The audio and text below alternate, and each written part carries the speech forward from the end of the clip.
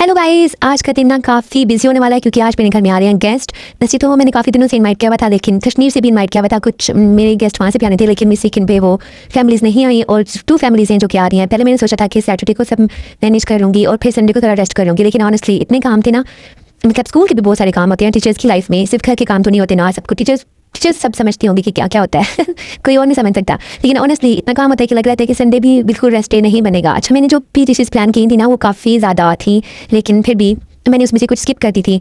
हाँ, फिर उसमें से मैंने कुछ मैक्रोनीज, राइस, मटन कढ़ाई, वाइट कढ़ाई और साथ में खीर वगैरह ये सब प्लान किया था। और फिर मैंने स्टार्ट कर दिया अपना किचन मोड ऑन हो गया मेरा। ये सब काम करते करते वैसे मज़ा भी आ रहा था कुकिंग करते हुए, लेकिन आजकल पता नहीं क्यों मेरी तबीयत डिस्टर्ब हुई है।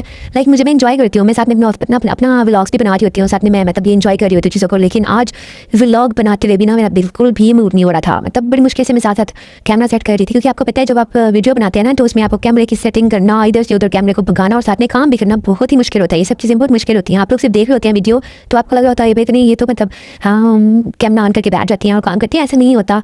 जो कंटेंट क्रिएटर है ना उनको पता होता है कि ये काम कितना मुश्किल होता है। एक तरफ आप अपना काम कर रहे होते हैं, साथ में आपकी चीज़ें डिस्टर्ब भी हो रही है। लाइक कुकिंग कर रहे हैं तो आपकी चीज़ें समटाइम जल जाती हैं जब आप कैमरा को सेट कर रहे होते हो या आप इधर उधर भाग रहे होते हो कैमरा को लेके, तो समटाइम आपकी काम बहुत ख़राब हो रही होती है, लेकिन फिर भी आप काम कर रहे होते हैं। तो खैर मैं ये सब कुछ कर रही थी और मैं खुद को पुश करती हूँ कि मैं ये सब काम करूँगी और मैं खुद को बेटर फील करवाती हूँ कि कुछ नहीं हुआ, ठीक हो, तुम ठीक हो। इस तरह से मैं करके ना अपना काम कर रही होती हूँ। लेकिन आज ना मुझे दरमियान में इतनी नींद आ रही थी कि मैं थोड़ी देर के लिए जाके बिल्कुल मैं सो ही गई थी।